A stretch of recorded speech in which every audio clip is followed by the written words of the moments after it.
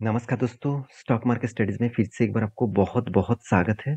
तो आज यहाँ पे मैं बात करूँगा एक ऐसे कंपनीज़ के बारे में, जो देखा जाए तो एक कंज्यूमर ड्यूरेबल्स प्रोडक्ट बनाने में इंडिया में नंबर 1 कंपनी है। और कंज्यूमर ड्यूरेबल्स प्रोडक्ट मतलब जैसे मान के चलिए कोई एलईडी टीवी हो गया, साथ ही साथ डिस्प्ले हो गया, जो जो मोबाइल हम लोग यूज़ करते हैं, उसका डिस्प्ले डिस्प्ले भी इस कंपनी बनाते हैं, साथ ही साथ लाइट्स भी बनाते हैं, साथ ही साथ जितने सारे एलईडी अ, जितने सारे लाइट्स हैं, वो भी बनाते हैं, एलईडी स्क्रीन, एलसीडी स्क्रीन जो है, वो इस कंपनी बनाते हैं। तो इंडिया की नंबर 1 कंपनी है और कंपनी बहुत पॉपुलर भी है। साथ ही साथ कंपनी के सबसे ज़्यादा बिज़नेस मॉडल्स देखा सबसे ज़्यादा बिज़नेस कंपनी करते थे चाइना के ऊपर से। मतलब चाइना से कंपनी को बहुत बड़ा टेंडर मिलता था। अभी चाइना से बहुत बड़ा टेंडर वो मिस कर चुके हैं, टेंडर उसको मिल नहीं रहा, तो इसलिए स्टॉक में भारी भरकम गिरावट देखने को मिला है। हायर लेवल से देखा जाए तो कंपनी के ऊपर अच्छा खासा गिरावट देखने को मिला।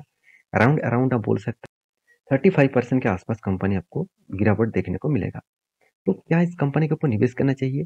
तो ज़रूर कहूँगा, साथ ही साथ बड़े एक इंस्टीट्यूशन जैसे एक म्यूचुअल फंड कंपनी, बड़े आप स्टॉक ब्रोकिंग कंपनी बोल सकते हैं, उन्होंने एक बड़ा टारगेट रखा है इस कंपनी के ऊपर। तो वो टारगेट क्या होगा, उसके बारे में बात करूँगा और उसके सारे डिटेल्स यहाँ पे क्लियर करूँगा। तो वीडियो को लास्ट तक देखिएगा और अभी तक आपने इस चैनल को सब्सक्राइब नहीं किया तो ज़रूर कर लीजिएगा। तो मेरे इस डिटेल्स वीडियो देखने के लिए मैं लास्ट तक ज़रूर कहूँगा। तो चलो देख लेते हैं आज के स्टॉक के डिटेल्स के बारे में। तो सबसे पहले मैं जिस कंपनी के बारे में बात करूँगा उसका नाम है प्रभुदास लीलाधर। तो आप कहेंगे सर यहाँ पे क्या प्रभुदास लीलाधर कंपनीज़ के बारे में बात करेंगे? ऐसे बिल्कुल भी नहीं। मैं प्रभुदास लीलाधर कंपनीज़ के बारे में इसीलिए डिस्कस कर रहा हूँ क्योंकि इस कंपनी एक स्टॉक ब्रोकिंग कंपनी है, एक म्यूचुअल फंड कंपनी है, एक पोर्टफोलियो मैनेजमेंट कंपनी है। तो ये जो कंपनी है, इस कंपनी ने ही डिक्सन टेक्नोलॉजीज़ के ऊपर जिसके बारे में आज बात करने वाला हूँ, तो उसके ऊपर भी एक बहुत बड़ा टारगेट रखा है। तो वो टारगेट क्या है? किस लिए रखा? और एक्चुअली वो टारगेट क्या अचीव कर पाएँगे? सब कुछ मैं यहाँ पे डिस्कशन करूँगा। तो यहाँ पे देख सकते हैं स्टॉक के ऊपर buy Dixon Technologies India, target price कितना? 3120।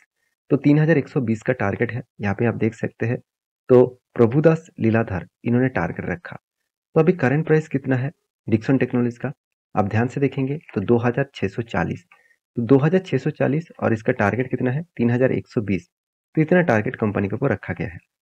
तो जो आप देखेंगे तो Prabhudas Lilladher has buy call on Dixon Technologies India with target price कितना 3120। The current market price of Dixon Technologies India is rupees 2724।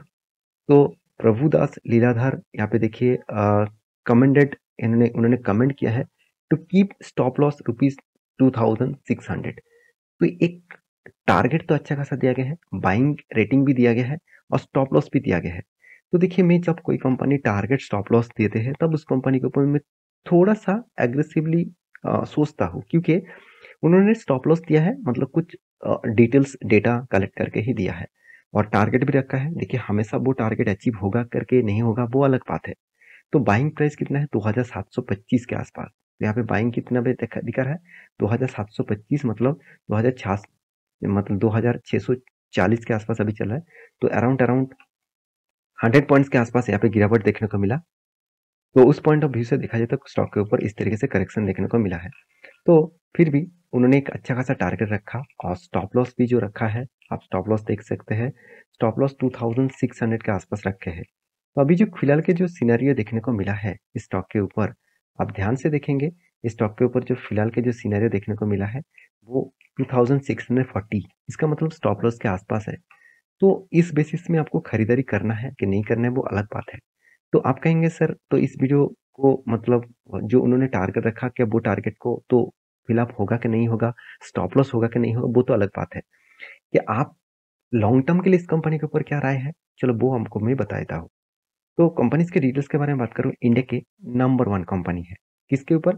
Consumer durables और यहाँ पे देख सकते हैं इलेक्ट्रॉनिक्स कंज्यूमर के ऊपर। तो electronic consumer and consumer durables के ऊपर देखा जाए तो कंपनीज के ऊपर सबसे ज़्यादा यहाँ पे ऑब्वियसली देखा जाए तो परफॉर्मेंस अच्छा देखने को मिला बाकी कंपनी से। जैसे देखेंगे इसका कर्जा बाकी सारे कंपनी से कम है, 0.37 के आसपास मतलब ना के बराबर कर्जा बोल सकते हैं।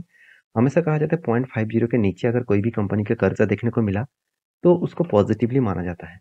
तो कंपनी का स्ट्रेंथ क्या है मैं उसको बता दूं। मार्केट कैप 15,700 करोड़ के आसपास है।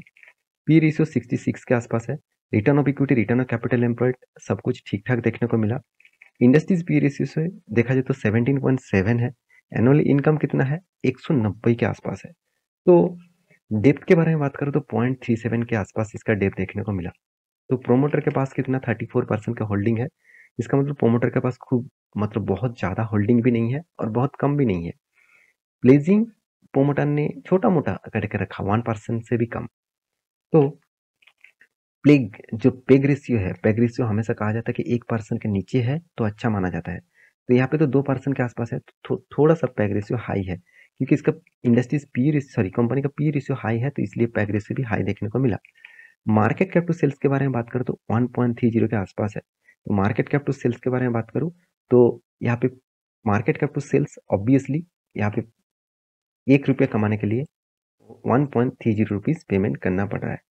तो देखा जाए तो सेल्स ग्रोथ, प्रॉफिट ग्रोथ सब कुछ ठीक-ठाक है और मार्क इंटरेस्ट कवरेज भी देखा जाए तो अच्छा खासा देखने को मिला। प्रॉफिट एंड लॉस के बारे में बात करूँ तो कंटिन्यूअसली कंपनी प्रॉफिट मेंटेन किया और पहले कंपनी लॉसेस किए थे 2012 में। उसके बाद कभी पीछे मुड़ के नहीं देखा। कंटिन्यूअसली कंपनी सिर्फ प्रॉफिट नहीं किया, कंपनी हर साल प्रॉफिट को ग्रोथ कराता चला गया, हमेशा ग्रोथ कराते चला गया। इसलिए कंपनी अच्छा खासा रिटर्न भी दिया। अभी कंटिन्यूअसली गिरावट के माहौल में है। अराउंड 40% के आसपास करेक्शन देखने को मिला। फिर भी मैं इस कंपनी में बहुत स्ट्रॉन्ग बुलिश में हूँ क्योंकि कंपनी ने जो परफॉर्मेंस दिखाया जैसे सेल्स ग्रोथ का, प्रॉफिट ग्रोथ का, रिटर्न ऑफ इक्विटी का, सब कुछ पॉजिटिव दिखा। मैं इंटरेस्ट कितना रिटर्न दे रहा है उससे पहले मैं बाकी पैरामीटर्स जरूर चेक करता हूँ। तो कैश फ्लो के बारे में बात करूँ तो कंटिन्यूअसली कंपनी कैश फ्लो को भी मेंटेन किया और इन्वेस्टर के बारे में बात करते हैं इन्वेस्टर भी यहाँ पे अच्छा खासा देखने को मिला जैसे प्रोमोटर उसके पास कितना 34% का होल्डिंग है। एफआईएस उसके पास कितना 16% के आसपास होल्डिंग है। डीआईएस उसके पास कितना 18% का होल्डिंग है। पब्लिक उसके पास कितना 30% के आसपास होल्डिंग देखने को मिला। तो तो यहाँ पे जो जो डिटेल्स डेटा है उस हिसाब से देखा जाए तो अच्छा खासा यहाँ पे डेटा देखने को मिला है। तो यहाँ पे ऑब्वियसली मैं जरूर कहूँगा कि यहाँ पे शेयर होल्डिंग पैटर्न के बारे में बात करूँ और कंपनीज के डिटेल्स के बारे में बात करूँ तो बहुत स्ट्रॉन्ग कंपनी देखने को मिला है। तो इस कंपनी के मैं बाकी चार्ट पैटर्न के बारे में बात करूँ तो चार्ट पैटर्न भी आप देखेंगे कोविड के बाद कोविड के टाइम में कंपनी का प्राइस कितना 600 के आसपास था। वहां से देखिए कंपनी 6000 तक गया। तो 10 टाइम्स कंपनी रिटर्न आपको सिर्फ 2 साल के अंदर दे चुके हैं। तो थोड़ा सा करेक्शन तो होगा ही, थोड़ा सा प्रॉफिट बुकिंग तो होगा ही। साथ के साथ देखा जाए तो ग्लोबली मार्केट में इकोनॉमिक्स क्राइसिस साथ ही साथ रशिया और यूक्रेन के बीच जो युद्ध चल रहा है उसके कारण तो इतने सारे पैनिक सिचुएशन के कारण और अदानी ग्रुप के पैनिक सिचुएशन के कारण भी स्टॉक के ऊपर एक भारी भरकम प्रेशर देखने को मिला है। तो अभी क्या करना है मैं जरूर कहूंगा तो अभी इन्वेस्ट करने के लिए जल्दबाजी मत करना क्योंकि थोड़ा सा करेक्शन और भी देखने को मिल सकता है मेरे हिसाब से जिस तरीके से यहाँ पे ट्रेंडिंग डाउन देखने को मिला है। मेरे हिसाब से मार्केट में अगर फॉल देखने को मिला तो इस कंपनी करीबन करीबन मेरे खुद के एनालिसिस के हिसाब से 1650 के आसपास देखने को मिलेगा, इस लेवल तक आ सकते हैं क्योंकि जिस तरीके से यहाँ पे कैंडल क्रिएट हुआ है जिस तरीके से प्रीवियस लेवल को ब्रेकआउट किए थे तो मेरे हिसाब से एक फॉल मतलब जो फॉलिंग जो देखने को मिला है वो कंटिन्यू होने वाले हैं। तो बाकी आप एक बार रिसर्च करना उसके बाद निवेश करना, कभी भी मौका मिले इस कंपनी को स्टडी करके कंटिन्यू करने के लिए जरूर सोचना क्योंकि कंपनी में बहुत स्ट्रेंथ है, कंपनी में थोड़ा सा वैल्यूएशन हाई है तो इसलिए करेक्शन तो होगा ही। तो मेरे वीडियो कैसा लगा जरूर कमेंट करना। इसी तरीके से कंटिन्यूअसली वीडियो पाने के लिए चैनल को सब्सक्राइब भी करना। मिलते हैं नेक्स्ट वीडियो में, तब तक के लिए अच्छे से रहिए, अपने ख्याल रखिए, बाय बाय।